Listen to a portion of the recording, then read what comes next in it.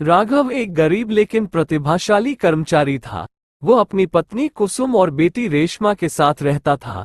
राघव ने जिंदा रहने के लिए बहुत मेहनत की। कुसुम एक बहुत ही बुद्धिमान महिला थी।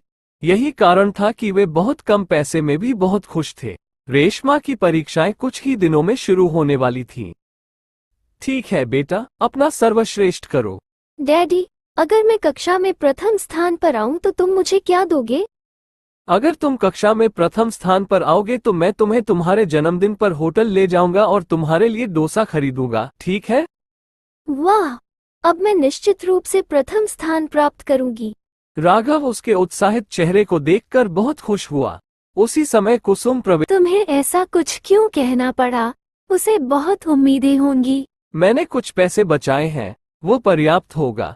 इसकी चिंता मत करो, मैं सब कुछ संभाल लूंगा। राघव ने अतिरिक्त काम करना शुरू कर दिया और अधिक कमाई करने लगा। किसी तरह उसने 200 रुपये बचाने का प्रबंध किया। उसकी बेटी का परीक्षा परिणाम अगले महीने था और उसके अगले दिन उसका जन्मदिन था। परिणाम वाले दिन रेशमा सुबह तैयार होकर स्कूल गई।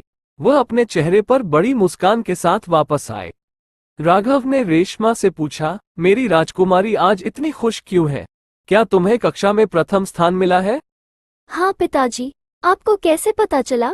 एक पिता हमेशा सब कुछ जानता है। पिताजी, अब आपको मुझे दावत के लिए होटल ले जाना होगा। हाँ, क्यों नहीं, हम कल चलेंगे। ठीक है, अब मुझे काम पर जाना है। राघव काम पर वापस जाता है और अगले दिन के लिए राहत के लिए आवेदन करता है और अपनी बेटी को होटल में ले जाता है। वेटर, क्या तुम मुझे मेन्यू कार्ड दिखा सकते हो? हाँ सर, ये लो। धन्यवाद। राघव मेन्यू कार्ड पर डोसा की कीमत देखकर चौंक गया। वेटर, क्या तुम यहाँ आ सकते हो? हाँ सर, आपका ऑर्डर क्या है? क्या तुम हमारे लिए चटनी और सांभर के साथ एक डोसा ला सकते? हाँ सर, और कुछ? वेटर के जाने के बाद रॉबर्ट अपनी जेब में रखे 200 रुपये चेक करता है और वापस रख देता है। तभी उनके बगल में बैठा आदमी ये देख लेता है। कुछ देर बाद वेटर उन्हें डोसा परोसता है। डैडी, ये तो सिर्फ एक डोसा है। आपने अपने लिए ऑर्डर नहीं किया? दरअसल आपकी मम्मी ने मेरे लिए कुछ खाना बनाया है, मैं वही खा लूंगा। आप अपना डोसा खाइए। ठीक है डैडी। उनके बगल में बैठा युवक मदन ये सब देख रहा था। कैसा पिता है! वह अपनी बेटी की खुशी के लिए होटल आया था और पैसे न होने के कारण कुछ भी नहीं खा रहा है। मैंने परीक्षा में प्रथम स्थान प्राप्त किया है और अब मैं डोसा भी खा रही हूँ। हाँ, मेरी राजकुमारी, इच्छाएं पूरी होनी चाहिए और आप हमेशा खुश रहें। बस यही हमारी इच्छा है। धन्यवाद डैडी। डोसा वाकई बहुत स्वादिष्ट है। आपको भी कुछ खाना चाहिए। आप? मेरी तबीयत ठीक नहीं है, मैं घर पर ही खाऊं। ठीक है। ये देखकर मदन भावुक हो गया। वो होटल के काउंटर पर गया और मैनेजर से कहा, ये पैसे लो और उस आदमी के लिए डोसा ले आओ। अगर वो पूछे तो बस इतना कह देना कि होटल से डोसा मुफ्त है। हाँ, मैं दे दूंगा। लेकिन क्या हुआ, तुम उनका बिल क्यों भर रहे हो?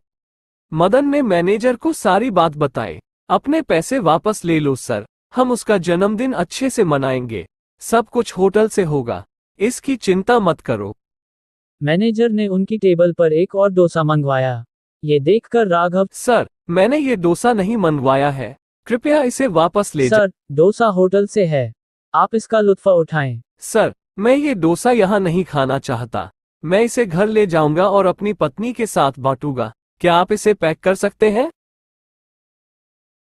नहीं सर, यह आपके लिए है। हमने आपके लिए और पैक किया है, आप यहाँ ही खाएं। धन्यवाद सर।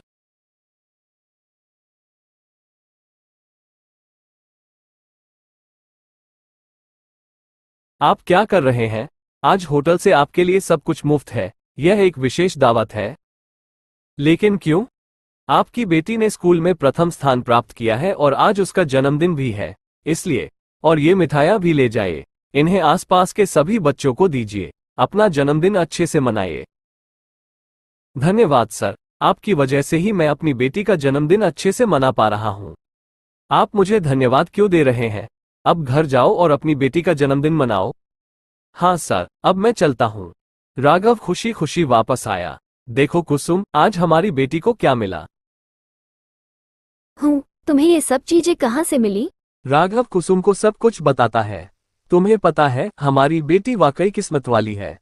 वह जो भी मांगती है उसे मिल जाता है। उसकी इच्छा थी कि वह अपना जन्मदिन अपने दोस्तों के साथ मनाए। अब देखो, हमारे पास केक और मिठाइयाँ भी हैं। अब मैं उसके सभी दोस्तों को बुला सकता हूँ और अपनी प्यारी बेटी का जन्मदिन मना सकता हूँ। और बस इसी तरह राघव और कुसुम उसके सभी दोस्तों को इकट्ठा करते हैं और अपनी बेटी का जन्मदिन अच्छे से मनाते हैं। कहानी की सीख यह है कि दुनिया में बहुत से जरूरतमंद लोग हैं और हमें उनकी मदद करनी चाहिए। एक छोटा सा इशारा उन्हें बहुत खुशी दे सकता है।